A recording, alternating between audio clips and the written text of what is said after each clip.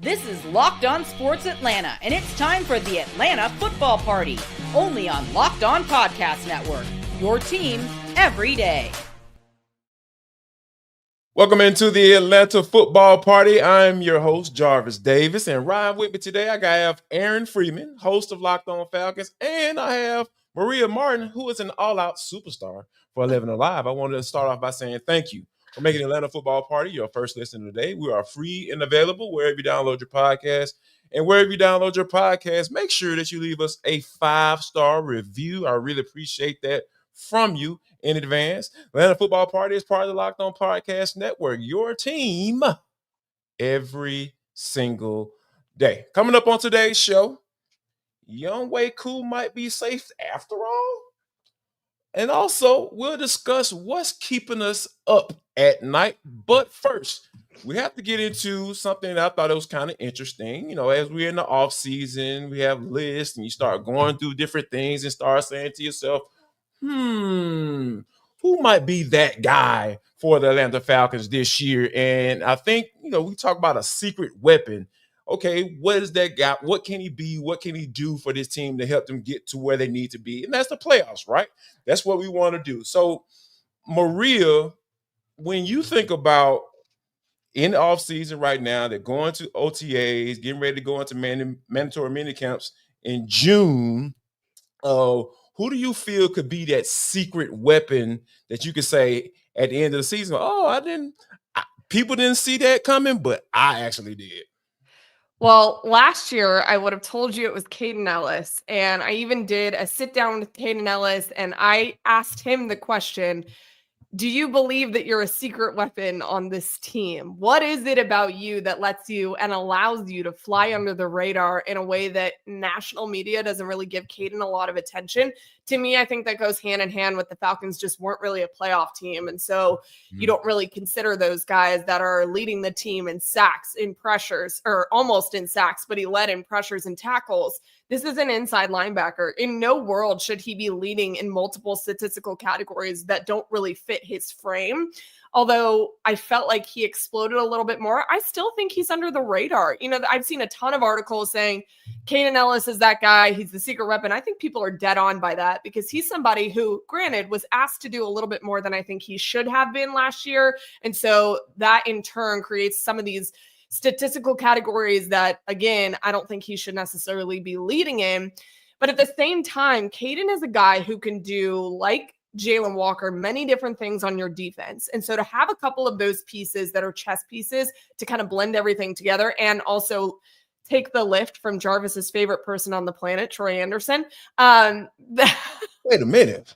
We're not going to start that today now. Y'all not about to get me fired up, and we're only 3 minutes into this doggone show, Maria. Don't do me like that. I also feel like I'm in the middle for a reason. I'm trying to like divide and keep the peace today, but I just wanted to throw that in. So anyways, I still think that Kaden Ellis is that guy that flies under the radar, and it's such a shame because I think he's so good. I mean, we all know his family and his history and his background. They're an NFL family, but you know, he really can be multiple different things for you on this defense, which I think is going to make Brick so excited. Yeah, it's funny that you say that because I think that, Kaden Ellis led the charge for this team actually proving that they can actually rush the quarterback, right? Because the adjustments after the bye week, we understand Raheem Morris got more involved and said, hey, Jimmy, we have a dude that can do a lot of things. And being that we don't have that many dudes that can rush the passer on a consistent basis, how about we get this guy involved? And you saw how Kaden Ellis was just that guy or that 5-2 guy or 3-2 guy, you know, for this Falcons defense. So I'm kind of with you on that secret weapon piece.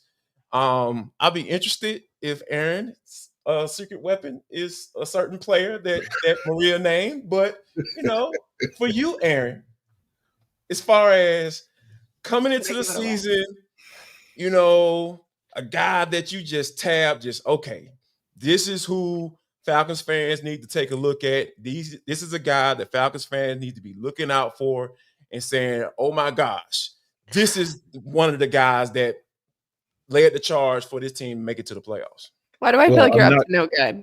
I'm not gonna pick who you think I'm gonna pick. Well, it's no, me. I'm the there were substitute. there were there were 5 players on defense when you talk about after that bye week when the defense was actually performing well that I thought stood out pretty consistently on a weekly basis.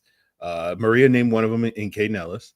The other 2 were Jesse Bates and AJ Terrell. They don't think they would qualify as secret weapons. I think everybody understands how good those football players. The 4th one was Grady Jarrett. He's no longer here. And so that leaves the 5th one. And I feel like this guy's kind of flown under the radar a little bit, in part due to the investments the Falcons made in their pass rush, which everybody's excited about the future of James Pierce and Jalen Walker. But that 5th guy to me is Arnold Ebiketie. I thought Arnold Ebiketie was consistently performing I knew it. high level, throughout last season. And, I feel like when we go into week 1, the player that I'm expecting to be able to get home and put Baker Mayfield on the ground, which is what I know Jarvis is hoping to see, the guy that's going to be able to harass JJ McCarthy the most in that week 2 Sunday night matchup when the Falcons are under the lights. Like, the player that I'm expecting to be that guy for this Falcons pass rush, at least early in the season, as Jalen Walker and James Pierce get their feet wet, is Arnold Ebiketie. So I feel like he's kind of flying under the radar. I saw a big jump from Arnold Ebiketie from year 2 to year 3 last year. And we saw that play out over the season. And if he makes a similar jump from year 3 to year 4, like we might be talking about Arnold Ebiketie as a guy that, double-digit sacks is a crazy concept when it comes to talking about the Atlanta Falcons pass rush. But I feel like that type of performance is in Arnold Ebiketie when you look at what he was able to do at his best. And if we can get more of that this upcoming season with this attacking front that Jeff Ulbrich and company are bringing to the table, I do feel like Arnold Ebiketie is kind of flying under the radar and could be a difference maker for this team as sort of a secret weapon. You know what? And to be honest with you, I think that, for the lay fan, I know y'all exist. He flies under the radar because he only has 9 career starts. So he's not a starter in people's minds. He's a situational guy in people's minds. So I think that, that may be one of the reasons why he flies under the radar. But I'm with you, man. And that was my guy too. That's my secret weapon. I was like, man, this guy's going into a contract year. He gets it. He understands what's at stake right here. And I think that my secret weapon, my favorite assistant coach, is Nate Ollie. Is going to be able to unlock him. And his story may be the same as Dale Odebango. When you think about that, I think I got that right. Yeah, Dale Odebango.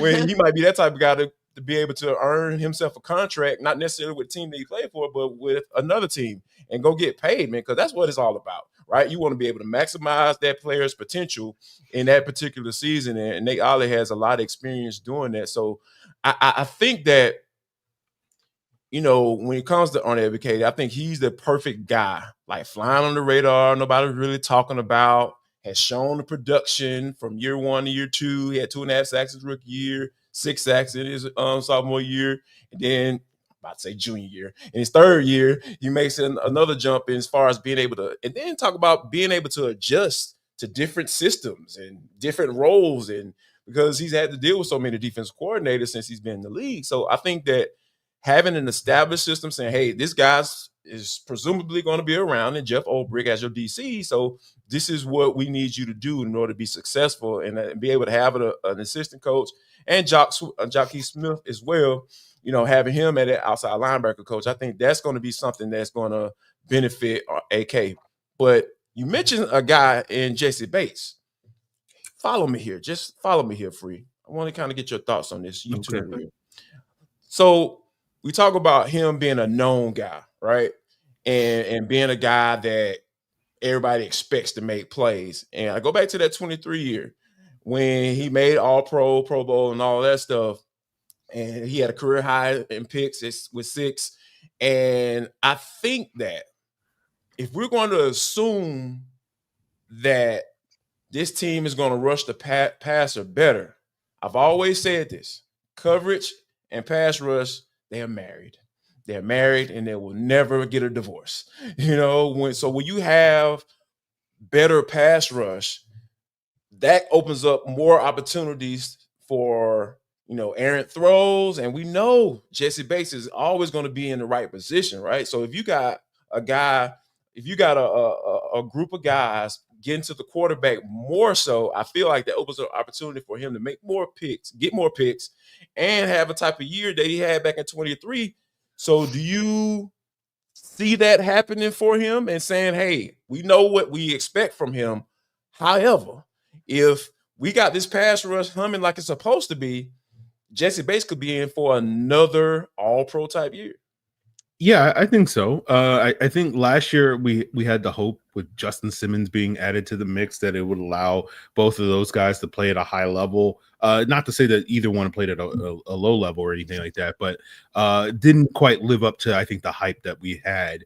And sort of now you have a similar situation with these young safeties and Billy Bowman and Xavier Watts. You add Jordan Fuller to the mix, and sort of these guys can, none of these guys are as good as Justin Simmons was in terms of the pedigree or whatnot. But I think a lot of these guys bring some of the things that Justin Simmons was supposed to bring to the table. The sort of deep coverage you have with Xavier Watts, that sort of ability to be utilized in multiple roles in Billy Bowman, being able to be an effective run defender in Jordan Fuller. And so I think overall you just kind of have three guys doing the same thing. And so I think there's every reason to think, for the same reason we thought, back in August, that Jesse Bates was due for a big year, is all the same reasons why you could expect a similar thing. And as I think, Jarvis, you mentioned it, with the pass rush, with understanding that, that unit hopefully will be able to get home on a more consistent basis, and that ball's going to have to come out quickly.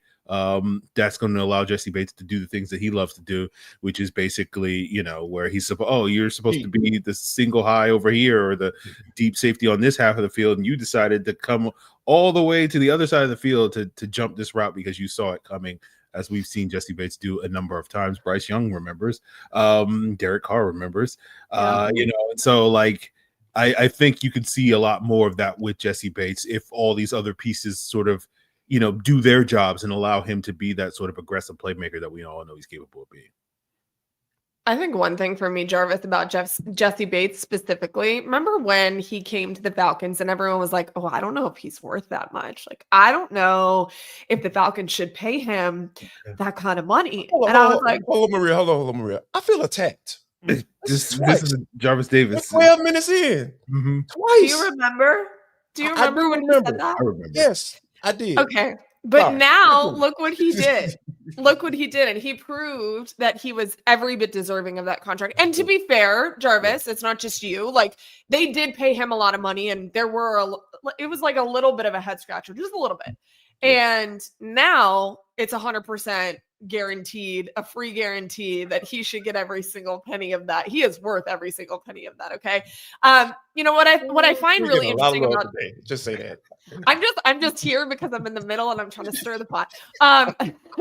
Next segment, she's gonna be pumping you up, Jarvis, and coming after me. So she's just gonna. Don't worry. I just like to keep it interesting, Yeah. When I was at the facility yesterday talking to a lot of the defensive coaches, specifically about Jesse Bates, even though we talk about him a lot, we don't talk about his genuine impact on this defense. And for the new guys, we know what Jerry Gray is going to say about Jesse. I posted it was great. Like, all of those things are great. But for Mike Rudy, the new pass game coordinator on defense, like, he is so excited. I can't even put that into words because he sees a guy that can literally change the trajectory of a play on the defensive side of the ball, any given snap. And that's what Jesse does. And he's also taking a lot of those younger guys along with him. This is voluntary right now. The guys don't have to be in the building. Jesse's there every day. Jesse's doing the work. He doesn't have the mindset of, oh, I'm a veteran. I don't need to be here. I've done this a million times. It's no, I want to get better. I want to understand it. I want to master it. And there's understanding defense and then there's mastering it. And Jesse is on the mastering side. And I can only imagine what would open up for him if there was some semblance of a pass rush, back to your previous point, Jarvis, because that is really what we're looking for. We're looking for the Falcons up front to alleviate the back half of the defense and let them go do their thing. And Jesse did that without really a pass rush. So Lord only knows, if you allow him to open up the game in the way that I think this pass rush will be able to for Jesse behind them, I think it's going to be something special this year with Jesse. Absolutely. And I think that we all know that the next step for this defense to get to where they want to be, right? And that's into the postseason. They got to rush the quarterback. They got to get there more. Yep. I'm just interested to see who's going to benefit from it. And I feel like Jesse could be one of those guys, and I definitely feel like AK can be one of those guys as well. So, we'll definitely keep an eye on that as the offseason continues to roll along. But coming up next, what's keeping you up at night? We'll discuss.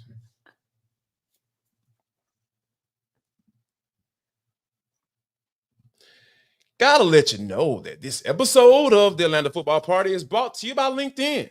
As a small business owner, your work doesn't end when the clock hits 5. Your business is always on your mind. It's always on mine, I told you. Which means when it's time to hire, I need a partner that works just as hard as I do. That's where LinkedIn Jobs comes in. When you clock out, LinkedIn clocks in. And let me tell you guys, that's one of the things that I struggle with, trying to find good help, because I feel like I could do all of it by myself because I'm running my business. But no, I need to go talk to LinkedIn. And you need to go talk to LinkedIn as well, because they make it easy to post your job for free. You can share it with your network and get qualified candidates all in one place. One-stop shop, baby. They got you covered. So all you got to do is post your job. LinkedIn's new feature can help you write job descriptions and then quickly get your job in front of the right people with deep candidate insights. And here's a pro tip.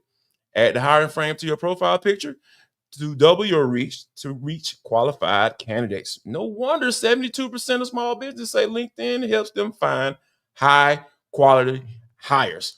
Well, how can I do this, Jarvis? How can I get part of this?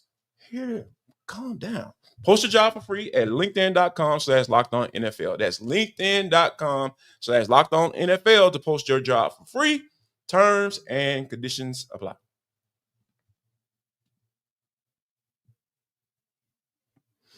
All right, people.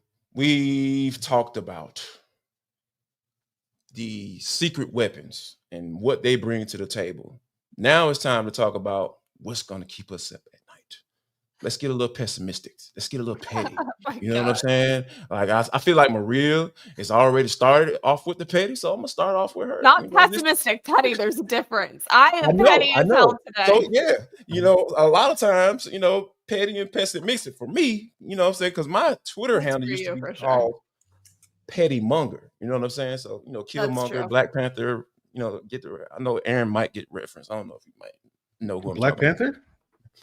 Oh, just maybe he does. Man, look, Free is going to get the MVP of this show today, because he's just getting all the love from Maria.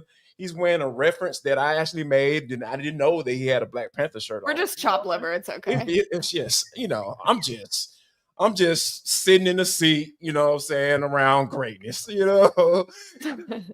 BJ Armstrong, he's Michael Jordan, you know what I mean? Like, that's what we're doing today. But anyway, but Maria, so I will ask you this. We understand we talked about the pass rush, and as far as what needs to happen there in order for the defense to take the next level. But is there anything else that is keeping you up at night, or is it still the pass rush? I mean, the pass rush, I think, is the easy answer here. And I know that the defensive coaches last year were so annoyed that we would go in there every single week and be like, what's with the pass rush? What's with the pass rush? Hey, why aren't there sacks? It's not like that's just an overnight fix, as we all know. So I just kind of stopped asking those questions because I knew it wasn't going to get fixed week to week.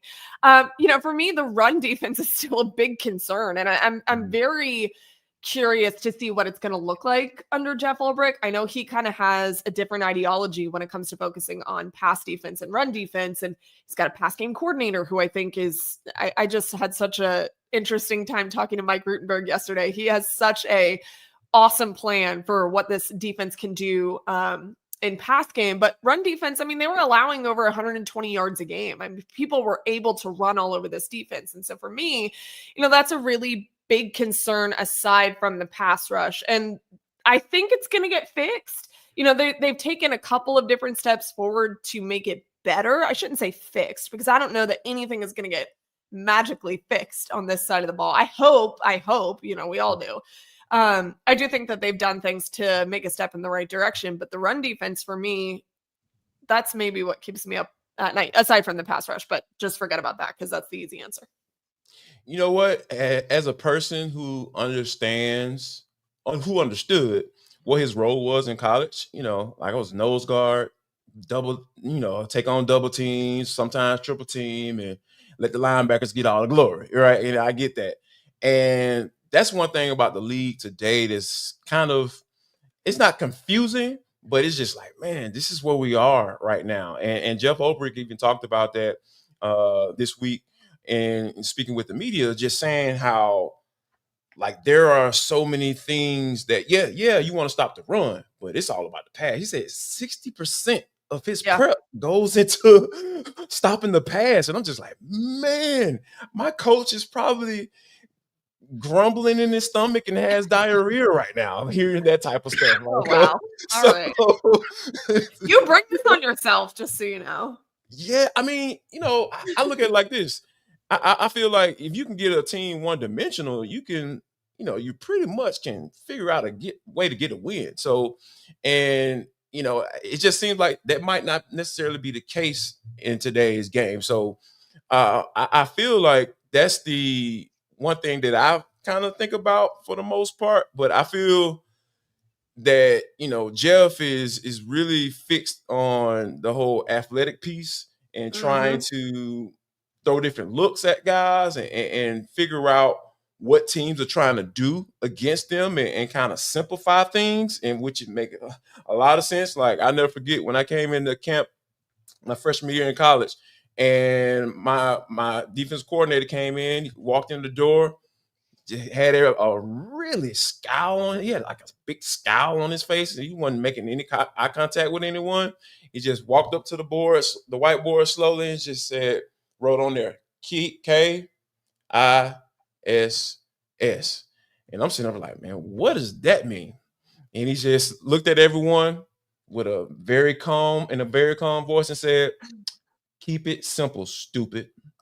That's our motto on defense. And I think that, Jeff Ulbrich is going to adopt that moniker. So I'm with you. I don't see any guys 300 plus pounds and all that stuff. I don't see any guys like that. You see some guys who are going to be playing on the edge. They're 245, 250. And I'm just like, hey, man, how we going to figure this thing out? So I'm with you on that one. I totally understand it, but it seems like Jeff has a really good, solid game plan on how they're going to attack it. But for you, when you look at the defensive side of the ball, are you still fixated on the pass rush kind of keeping you up at night, or is it something else? Well, look, an Atlanta Falcons pass rush cannot keep me up at night anymore. I'm at a stage in my life where it's either going to exist or, water is wet and the Falcons can't get after the quarter. So, like, to me, like, it is what it is. But I am in a similar boat as Maria. Like, to me, the run defense is my main concern on the defense right now.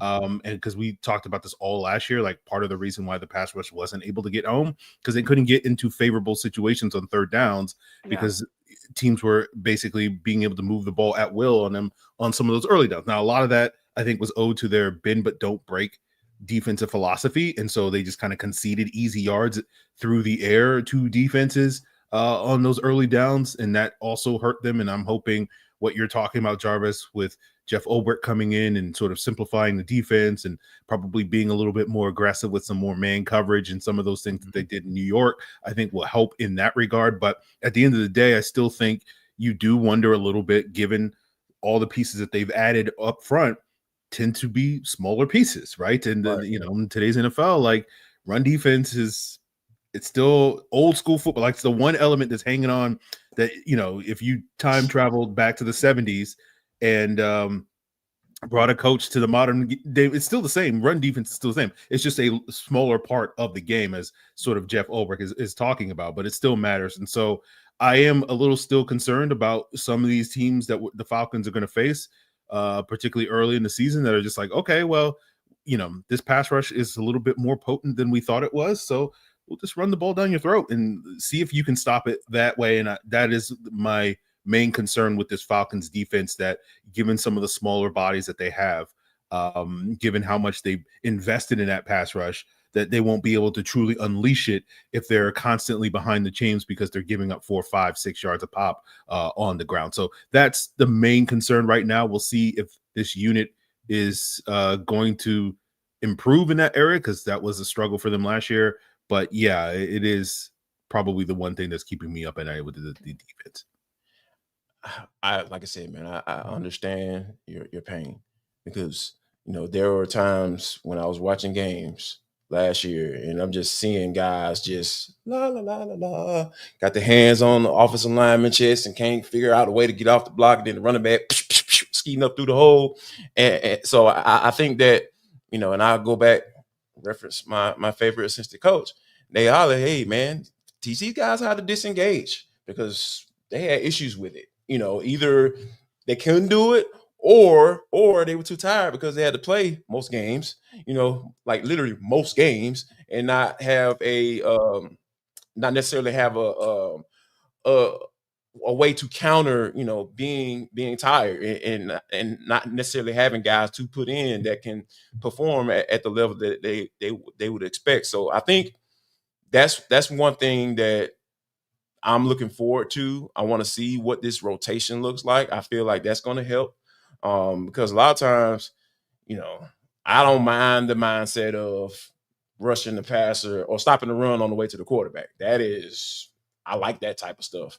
And Nate Ollie said something that I thought was very interesting. He was talking about running into a dark room, and I immediately knew what he was talking about when he said it. And I was just like, yes, that's what I'm talking about, man. Got me fired up. Free don't like it. Free don't like me being happy. That's one thing I've learned about him. He don't like me being happy about certain things, getting excited. He just said it's true. It's true. Yeah. Right. I know. He's the ultimate petty guy. So yeah, I think that, with Free hoping for me to be disappointed this year, and when it comes to Nate Ollie, I think that that's one of those things where, it's okay, man. Just understand that, we're gonna be all right. And Tanitra, she looking at me crazy too. You know what I'm saying? Like I feel just because I was thinking I was coming in on the green screen, so I'm like, hey, that's me, and there's no green screen for me to pop up on after. So I'm looking down, waiting for the green screen, looking crazy. But good morning. Yeah, that's what happens when you had a substitute teacher holding things down. But yeah, T, we were just talking about, the big thing for big concern for as the Atlanta Falcons go, and just what's going to keep you up at night. And I got to get ready to tell everyone, because Free has been the MVP of the show today. Like, I'm BJ Armstrong, he's Michael Jordan. So that's what's going on today. Just to let you know, keep you informed. But at least you're hitting winning buckets, because BJ hit winning buckets. So, but yeah, my biggest concern is not necessarily an aspect of the defense or the team. It's a game. Like, y'all know that doggone game, the game that scares me the most? That doggone Buffalo Bills game. Ooh. When you're talking about the Falcons being on prime time, Super Bowl contending team, no one will disagree that the Bills are going to be a Super Bowl contending team, reigning MVP as their quarterback, and the number 2 Tush Push guy in the league, and all this stuff. It's just so much stuff that goes with playing against the Buffalo Bills right now, because most of the times I feel like the NFL could have the Buffalo Bills and the Chiefs play 3 times a season, they would absolutely do it. They would do it hands down. But I think that's the game that scares me, because of, it's kind of like when your parents let you go out for the first time. It's like, don't you go out there embarrassing me, boy. This is what it feels like when the Falcons play in primetime games. It's like, man, let y'all go out and embarrass us, man. Like, represent, that last name on your on the actually front of the jersey, right? Represent the front of the jersey. Don't become an individual. Don't get your name in the paper in a negative way, right? So I think that's my biggest concern, just as far as the going out and playing a team like the Buffalo Bills, a Super Bowl contender team. All eyes are going to be on that game, and I think that's one of the things that just keeps me up at night. Fair enough. I don't personally stay up at night being overly concerned about that. but that could be me. Free, Maria, do you guys stay up late at night thinking about any of this? If you have any more thoughts on it or you want to rebut, because hey, Free, it seems like this is your moment to shine in rebuttal to Jarvis. No, looking ahead to that Bills game, I think there's going to be some challenges. I do like the fact that the Falcons got a lot more athletic on the defensive side of the ball. So hopefully we won't be seeing Josh Allen along with Kyler Murray and Jaden Daniels and Anthony Richardson and all these mobile quarterbacks, just gashing through this entire defense.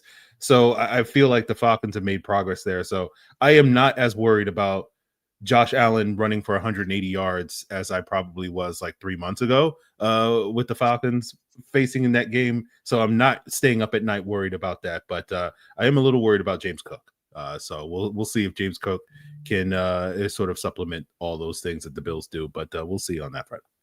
Or if the Falcons' new look defense can actually not let James cook. You like that, Jarvis? Yep. That was corny just for you. When we come back, we'll talk about some special teams and whether or not there's this other thing that Jarvis really loves happening in special teams, and that's competition.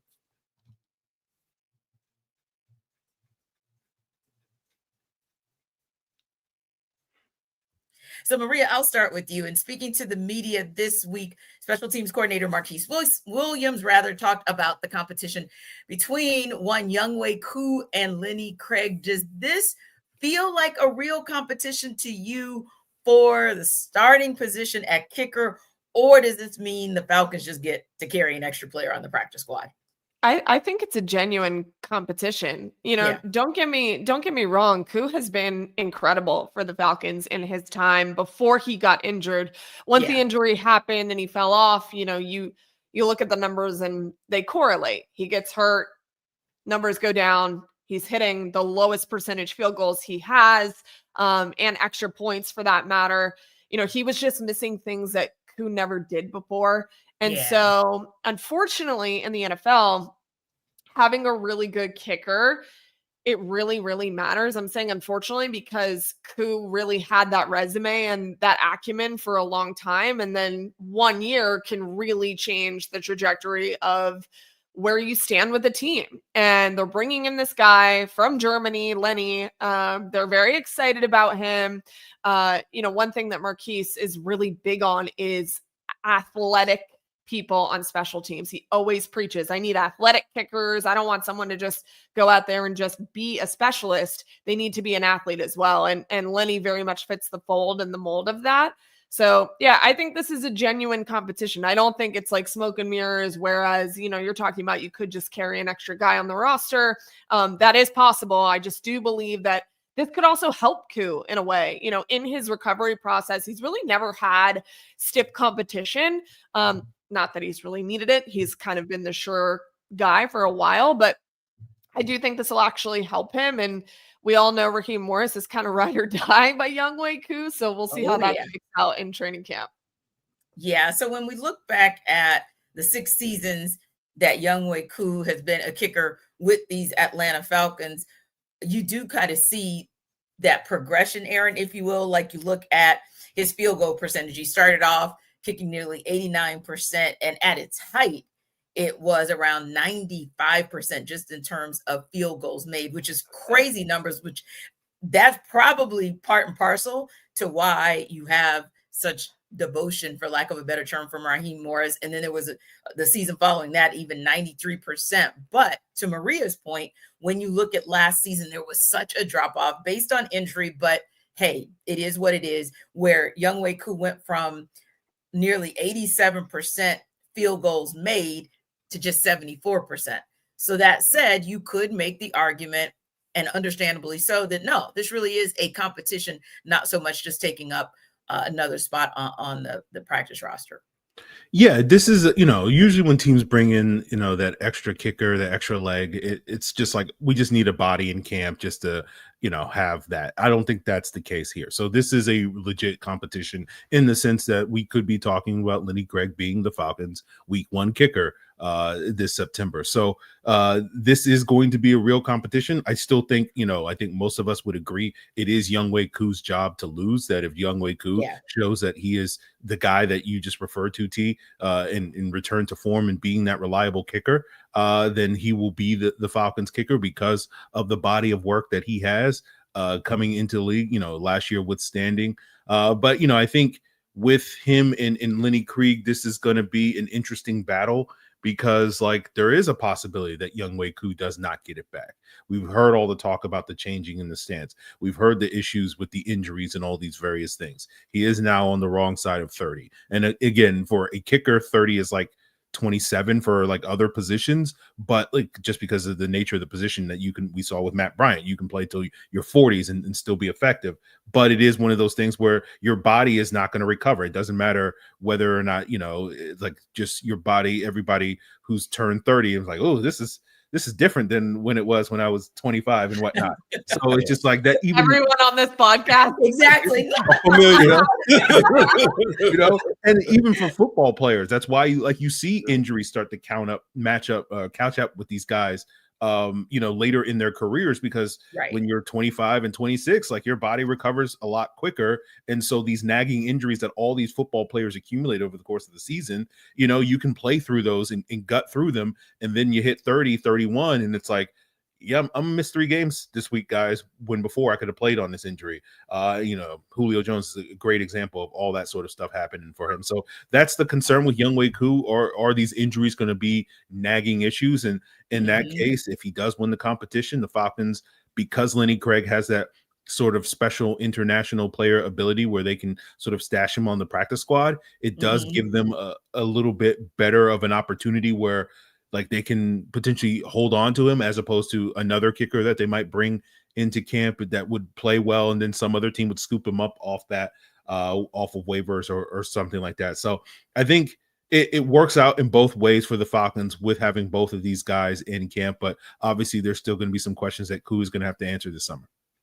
Yeah, and at the rate that they're going, it's kind of like an up and down, Jarvis, but I think you'll have those flashes where, with Younghoe Koo last season, for example, he did have a long of 58 yards, and that was actually the longest of his career. Now, granted, there were the rest of the ups and downs for the rest of the season, but I do think that when you have something like that, it shows that if you can get back to form, if you look like that 100% or even close to that 100%, they'll take the chance on you. But ultimately speaking, just do you agree as well that this is probably more of less about competition, although we know that it could breed competition, but maybe just more so of 2 things. Number one, still there is a vote of confidence for Younghoe Koo and that he's still the starter until they say otherwise. But hey, if something happens, at least they know what they would have in a guy like a Lenny Krieg if needed. Yeah, I think that having someone young in the coffers, so to speak, I feel like that breeds well. And then, since he was signed so early, that's an indicator as well that, they believe in him. They understand, after that workout at the combine, Marquise Williams talked about how what impressed him about, Lenny. So that bringing him in that early, and this is a step from the Falcons front office saying, hey, we appreciate what you've done for us in the past.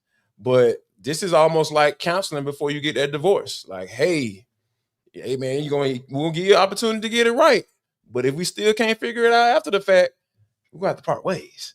So wait, Jarvis, that's a tricky one, because then that would indicate that the side chick or the girlfriend was already there. So be careful with that analogy, because yeah. So just saying, Jarvis. I'm okay. So I got the analogy. So Marquise Williams will be the counselor. And Younghoe Koo's the wife. And I guess the Falcons are the husband. But what does that make Lenny, the side piece? What does that make him, the girlfriend and the second wife? And why is she there before? or he there before. Okay, I'm just saying. So Look at so Maria's so face. so we're gonna go down this rabbit hole. Let's go, He baby. Let's looked go. there, Maria. Let's I go. had to Let me clarify. N- I had to n- clarify. Maria sitting back in her chair. She don't know where I want to go. But hey, well, let's follow me. Follow me, T. I want to help. I want to make sure you have a very good understanding. I'm sure some people who are listening and watching this show Are feel the very same way you concerned do. about the moral So fiber of said show. yes. So we all, well, no, you might not know. You know, when men are used to, they're like familiarity, right? So if there is going to be a person that they're going to continue this process with being in a relationship with, a lot of times it's going to be someone that they know. You know, now how they get to know that person is up to your moral compass and where it is and where it sits, you know, how you understand what your marriage is, right? So the Falcons are doing the right thing by saying, hey, baby, you know what I'm saying? Let's go to counseling. Let's get a good understanding of where we are in our relationship. Let's see if we can work it out, you know? But, however, the Falcons also saying, you know, hey, Lenny, Oh, what hey big head, you know what I'm saying? Like it's been a long time. We ain't talked to you in a while. We ain't seen you in a minute. You know, so let's get familiar with each other. You know, this is something that it's a platonic relationship. You know what I'm saying? Like we're gonna, you know what I'm saying? We're just kicking it. We ain't doing nothing. We ain't doing nothing strange. We ain't doing nothing strange. You know, because the NFL is cutthroat. So, you it know, is. from a It relationship absolutely is. standpoint, you got to be cutthroat with this thing, especially in NFL, because you can win and lose games. Look, don't get me to talking about this New Orleans Saints game last year. You know what I'm saying? Like that Yeah, touched I that touched mean my heart. that's a very That touched my that's a heart. very salient Yeah. example. So So Aaron in order to protect my heart, T, you know what I'm saying? The protect your Falcons heart. are doing what I feel they need to do. Yeah, Go they ahead, need get to that be ready, they need to have someone prepared. just in case. They need to Yes. be ready. Okay. Yes.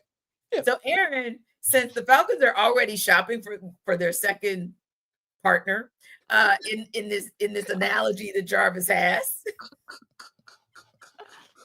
Oh my.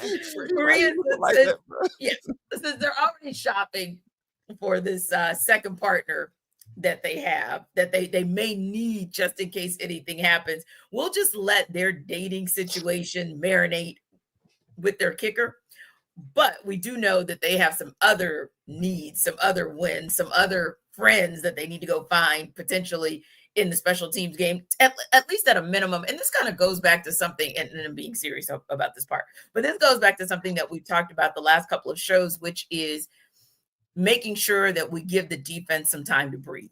Like they're not going to show up week one and be that defense, right? And so if they're not going to be, then that would mean you need your offense and your special teams to show up in a big way. So special teams wise, what needs to happen in order for this unit to be that factor, especially maybe early, to help ensure this team's success? Well, I appreciate you, T, for asking me to come after what Jarvis just said. I you know, and we're going to bring it back What's the to reason? being, What's the reason? you know, seriousness and all this stuff. So, you know, I appreciate you Back up the bus. giving me that responsibility to get this show back on track. But yeah, I think, you know, we saw the Falcons make some big investments in their special teams in free agency, and I think it was with the idea of, you know, because, you know, the expectation probably was then like, yeah, we're going to make some major investments on the defensive side in the draft. But as you said, you know, they're going to be trusting a lot of rookies early on in the season to impact, and they're going to be facing some pretty good offenses early on in the season, and there may be some growing pains with this defense. And so it's the idea of, okay, let's try to maximize our ability to win in 2 out of the 3 phases if that third phase isn't up to snuff early in the year. And again, the defense probably you know, has a chance to play really well early in the year, but again, they're just young, and we just don't know what to expect with them. So I think with the special teams, you're counting on, you know, additions like Jamal Agnew, you know, helping you with field position. You're hoping that, you know, some of the additions that they've made in the coverage units like Mike Ford and others that are going to help you win that sort of field position battle. And if that's going to put your defense in advantageous situations, it's going to put your offense in more advantageous situations. And again, given how tough those first like 6 or so games of the season are potentially going to be with the primetime spotlight, you're going to really need your special teams to come through for you. So I think the Falcons have made investments on that side of the ball and in that phase of the game to help them win some of these close games that they probably will wind up having. If they do wind up winning several of those games, it may be that one punt from Bradley Pinion that pinned, the 49ers inside their own 5-yard line that made the difference. It was that, instead of getting a 20 or 25-yard return on a kickoff from Jamal Agnew, he got another 40 or 50 yards to set that offense up. And that was the difference between, getting that extra score that they needed to win one of those games. So I think the special teams is going to be a huge part of this team's early success and hopefully continued success this upcoming season. Yeah, Maria, I love what Aaron said, because I often talk about that flipping the field and what the special teams unit was able to do and have been able to do for the Falcons for the last couple of years, I think will be important so that the offense doesn't find itself in a situation. It finds itself in a good situation where it's good field position, but on the same token, when the ball is turned over to the other offense, if you will, that special teams helps that defense by pinning them back as well. Yeah, I mean, for me, it's just let Jamal Agnew cook. Over 7 NFL seasons, he's been such a valuable piece on special teams. Obviously, he's a great weapon on the offensive side of the ball as well. However, just on special teams, it's kind of where he gets to shine the most. He's got 6 collective touchdowns between punt return TDs and kick return TDs. And this is a guy who now is fully back from an injury that he sustained in 2023, at the end of 2023. So, you're adding a very valuable piece to special teams, which was already not really a major concern for me. We're talking about what keeps us up at night, run defense, pass rush, all those things. It's not like special teams unit for the Falcons was really keeping me up at night. And the best part about Jamal is he also has familiarity and a relationship with Marquise. They were together before in Detroit. So it's nice to have that familiarity as well. There's not a ton of competition on special teams. We just went over the Younghoe Koo and Lenny Craig competition. Otherwise, maybe like kick return, punt return, there are some departures from that aspect for special teams. Now you get that back with Jamal Agnew. So maybe you add in a couple different guys, but Bradley Pinion, he's good to go. Liam McCullough, he's good to go. All of these pieces are pretty much solidified for you. So adding Jamal, I think, is going to be a big difference, because this is a guy who's a veteran who's done special teams for a long time. And I actually think that's really, really going to help the Falcons, which, to your guys' point, when you have a lot of young guys, field positioning is going to be huge, and special teams can help you with that. Yeah. And Jarvis, just to kind of wrap up, I think to Maria's point, you have we'll always talk about consistency on the offensive and defensive side of the ball, but there's some consistency with special teams as well, assuming that Younghoe Koo kind of retains his spot and Bradley Pinion's there.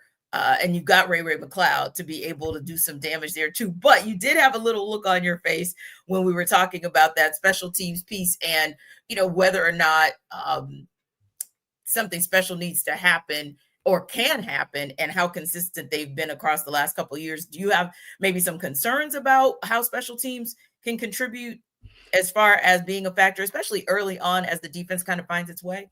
My concern is I don't want to be concerned about special teams because I'm so used to them being so consistent, right? Yeah. Especially when you talk about the 95% with Younghoe Koo. It was just a beautiful thing to watch. When I knew when he came up, he was going to kick them up. We've been spoiled with kickers, right? You talking about Matt Bryan and Younghoe Koo. That's just been so consistent. And I don't want that to be another issue that I have to worry about in 2025. So for me, I want Younghoe Koo to get back to that. I don't necessarily know or have that much confidence that he's going to get back to that type of guy. That's why I'm glad Lenny Craig is here. He's here and going to be there. So because for me, I feel like defensive special teams is still important, especially in today's game of everybody hucking it around the yard and doing all of that stuff. So I feel like if you can lock down your special teams and say, our kicker's going to be consistent, you can pretty much guarantee that he's going to make that field goal, and our punter is going to put that bad boy inside the 10. A lot of the times, as much as you would like him to have it in there, and then you're going to get some turnovers, getting the offense an extra possession. Oh my gosh, that's going to be so important this year. especially when you have a young quarterback and you're still trying to quite figure out who you are offensively or who you want to be offensively. And I think that because of the defense is so young, you have so many different factors and different young players that you're going to be counting on to make plays for you. I feel like I want to eliminate special teams from being a concern. I wanted to get back to what it used to be, and that was super consistent. And just give me a little, and hopefully Jamal Agnew can give us a little pop on the return game. Think about how many Younghoe Koo jerseys there are. Like, I don't know if I've ever seen jerseys at that clip for a kicker. So just praying for everybody who has a Younghoe Koo jersey, and hopefully he pulls through and you can keep it. Yeah, he's one of the more popular Falcons. And when you're in the stadium on a Sunday and Koo kicks, just to hear Koo is like the coolest thing. So yeah, hopefully. No. Craig. No. See, that's the issue. Craig. Now, I was about to say, it's Craig most of the 99% of the time in Germany or the Netherlands or what have you. It's Craig. But do we really want it to be Craig and ATL? Just saying that could get real ugly fast. So there are some questions about whether or not some of the Falcons practices are worth it. We'll discuss on the other side.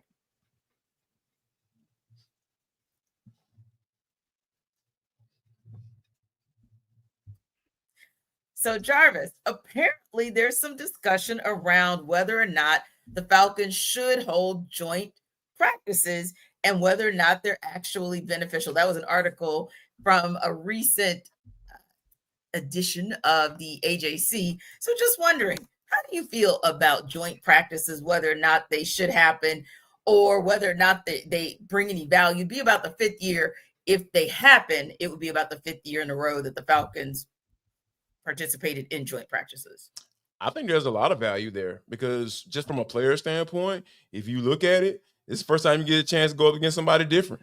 Because let me tell you this, they get tired of going up against each other, right? Because I know AK gonna try to do a speed rush. I know 1, 2, 3, quick set on Caleb McGarry because he's not gonna be able to get, he's gonna open up his hips every time when I do this. And it's just you get to learn your teammates so much and what they do and their tendencies because you go up against them. You get so many reps against those guys. So, I think there's a lot of value in joint practices. There's more value because last year we didn't see the starters at all, in the preseason games. Probably going to continue, hopefully not get a little bit of taste of some of the starters in the preseasons. But to be able to get your eyes on guys, I think that's a really good thing. And I think just from a team standpoint, if you got your starters against their starters, hey, you can kind of get a good idea of what, at least from an individual standpoint, because everything's so structured, right? So you get to see those one-on-one matchups and defensive line, offensive line. Love that. Yes, please. Give me more of that. So I think that's the benefit of it. And I think that, they should continue it more. They should definitely continue to do it. And depending on what game it is, I might try to make my way down there to try to see if I can get my eyes on some guys in person as well. Yeah, Maria, I think that if the trend remains the trend, which is that you won't see the starters for preseason or you'll see them in very limited action, would not the joint practices give you an opportunity to see those players a little bit more against different competition? And it will allow the opportunity at the positions where there is competition for the coaches to better evaluate those players against someone other than their fellow teammates? Yeah, I mean, there's no question about it. I am 100% for joint practices. And I know a lot of the players enjoy it too, because to Jarvis's point, it's just nice to see somebody else. And listen, the offseason program gets really long for these guys. I mean, even when you're talking to them right now, it's all install. It's voluntary. So not everybody's in the building. And then you're slowly going to, okay, now we're facing the offense. And if you're offense, now we're facing the defense. Like, it gets redundant, it gets long. And so I think to mix in sometimes a little bit of chirping out there, because we've seen that happen a lot, sometimes some brawls ensue, which I'm not really saying that that's what needs to be done. But, it is it's a different type of energy when you're facing another team versus your teammates. Now, the fighting does happen against teammates as well. We've seen that in training camp, but it just, I don't know. The energy is very different when it's a different team. And yeah, you're not seeing starters as much anymore in the preseason at all. And so a measuring stick is really only going to be beneficial to you if you do it against another team that you're going to see at some point throughout the fall. So I'm fully for it. I know the players enjoy it as well. It gives you just a difference in training camp because, again, it gets redundant. It gets long. It's, stacking days, which is the most annoying phrase in football of all time, but it's true. They're stacking days, and it just gets a little bit like, hey, can we see something else? And so I just think change of scenery is good in terms of who you're facing whenever you're putting your hand in the dirt. Yeah, I think, Aaron, that's another great point just to kind of add is just changing the scenery. I mean, every single day, same practice field, same players, same this, that, and the third when you're installing. But all of a sudden, you go down to, I don't know, let's say Miami. I think Maria would like that. I'd love that. And I wouldn't be mad about that either. But exactly. But yeah, you go into that different space and you get to really kind of see where you are, for lack of a better term. So I don't know. I don't think there's any issue with joint practices. We haven't seen any catastrophic, unless you guys correct me if I'm wrong, but any catastrophic injuries or anything of that nature from it. To me, the joint practices, it seems like when we've spoken to the players and even the coaches after those practices, there's something that they get out of them. Yeah. I want to say, did Rondale Moore get hurt at the last year's joint practice? Yeah. Oh, that's practice. Okay. Joint practice. Okay. But yeah, think about that. We had to think on who got hurt, and that was just a year ago. And all the time that we've been covering the Falcons. No offense, Rondale Moore, but if we're just talking about one player, that kind of speaks to the point that injuries aren't really an issue. Yeah, that could also happen against your own teammates. It's not like putting them up. Let's be honest. Yeah. Anyway, go ahead. Yeah.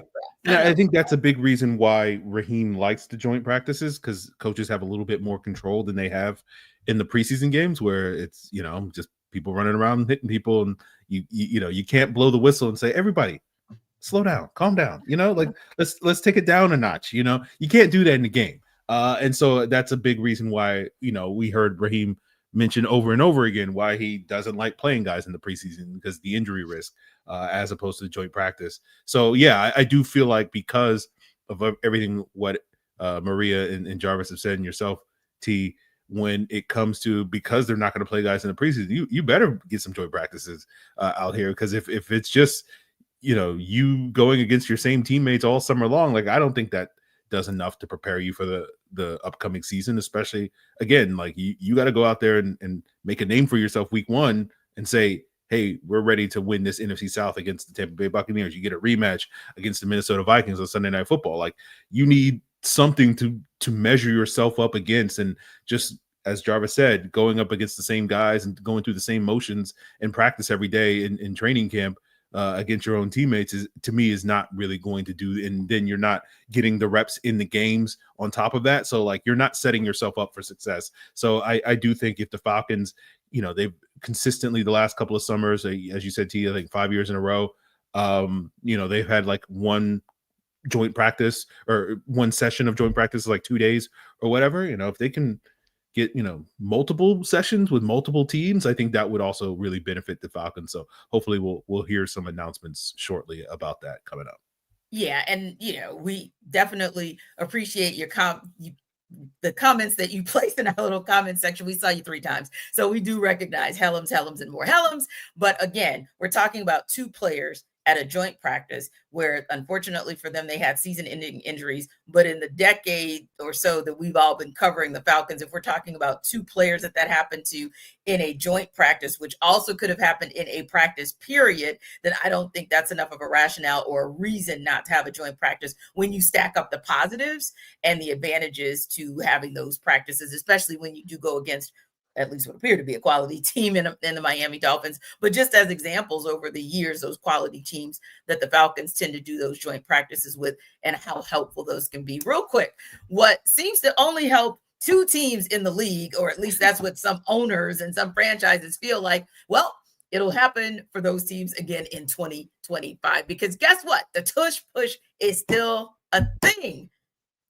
Fortunately for the Green Bay Packers, who I guess were traumatized and triggered by their loss of 22-10 in the playoffs last season to the Philadelphia Eagles, were handed that same fate against the Eagles this time around. 22-10 was the vote to keep the tush push a thing. You guys, real quick, before we wrap up, Maria, thoughts on the tush push? Are you a fan of the tush push? Or are you not a fan? Do you even care? Like, is it something that's overblown?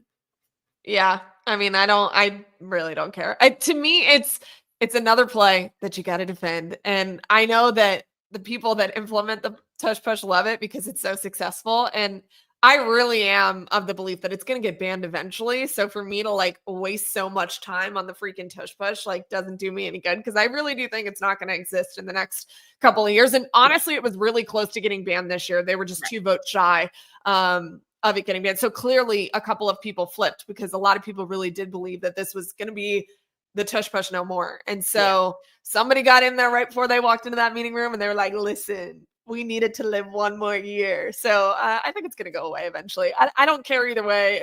It's entertaining. I know it's not entertaining for the guys that got to defend it, but it clearly works for specifically the Eagles very well. Very, very well. And some semblance of it seems to work for the Buffalo Bills too. And you look at Jeff Lurie and Jarvis, certainly it was not his impassioned plea, because from all the reports, the San Francisco 49ers owner just finally said, shut the hell up. So it definitely wasn't the impassioned plea of one Jeff Lurie because of Jed York's commentary about it.